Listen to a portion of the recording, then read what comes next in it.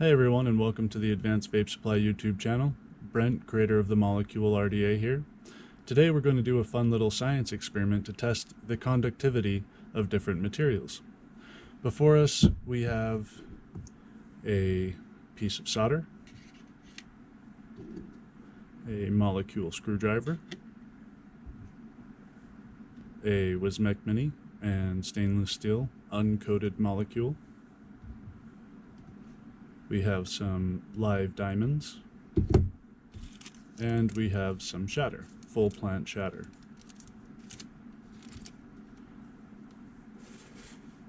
So first to start, I'll explain what I've contrapted here. It's a very crude and, yes, very poorly constructed circuit consisting of some very fine silicone wire that I soldered to a metal plate on the base of this, not directly to the battery. Same with the top, that is a metal plate, and that's why none of that affected it. This is double wrapped for this purpose. So there are much better ways of doing this. I did this very quickly. So first we'll start out by testing our circuit, and we'll do this by connecting the loose wire. And we get light when we touch the two wires together, so we know it's working. Now let's test the solder piece. We'll touch the wire to the solder. Kind of difficult because it's moving around, so I'm gonna just trap it down on the wire there. Now, as you can see, when I touch those two to the sides, we get light. So now this is the screwdriver, same thing. As you can see, the two wires, kind of hard because the screwdriver moves around, but the two wires, as you can see, are on opposite ends. And we get good light because it's a nice stainless steel driver, so very little resistance. Those are metal objects that you would expect to conduct and light the LED. So what about this mod housing? Because we know this mod is metal, right? So we'll go ahead and we'll touch the wire to the mod. And we get nothing. No light from the LED, not even a faint light, and that's because the coating on the mod is preventing us from completing that circuit. So now if we touch it to both sides of the molecule housing, due to it being stainless steel and uncoated, we get very good conductance. So that's cool. Kind of the results you would expect. Well, how about something that's aqueous with water, which I forgot to mention that I also had. So we pour a little water into this coil cup.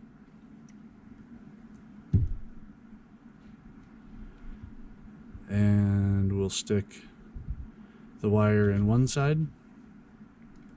And then we'll stick this wire in the other side.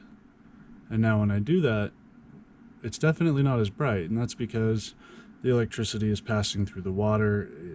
The water is not as good of a conductor as the metal is, but it is still a conductor nonetheless. And let's actually do this a little interesting. Let's pour some water on the base here, and we'll sit the wire on one side and touch this to the puddle on the other side. Oops, wire kind of slipped out there. Now, as you can see, when I touch the wire to the puddle over here, it lights up. So I mean, it's able to transfer through that puddle even that's on here. Anything that can conduct is going to light this LED, even if it's very dim. So now let's examine the properties of some THC oil or live diamonds. Make sure that we have a good clump or cluster. It's probably not the best clump, but it'll still serve, because as you saw, I only need to make very little contact Okay, so we have the LED in view. Let's touch the wires, test. Okay, it works. Now we'll go ahead and stick it in various positions in the oil. Now I have the wires very close to each other, touching both sides of a diamond. And there's terps and all that in here. It's not just diamonds. And we're getting nothing. Not even a little. Oh, that was because the two wires touched. But yeah, so that one was kind of hard because the diamonds, you can't really make a good contact with the diamonds, as I showed with the driver and the other stuff, that if you don't make good contact, that you won't get a good, that the light might not light up. So with the water, being dipped in, it has the ability to make full contact. And that's where the shatter comes in. Because shatter, that whole body of shatter is in contact with each other.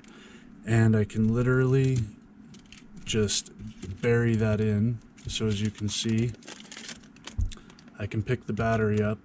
The wire is completely connected into that shatter.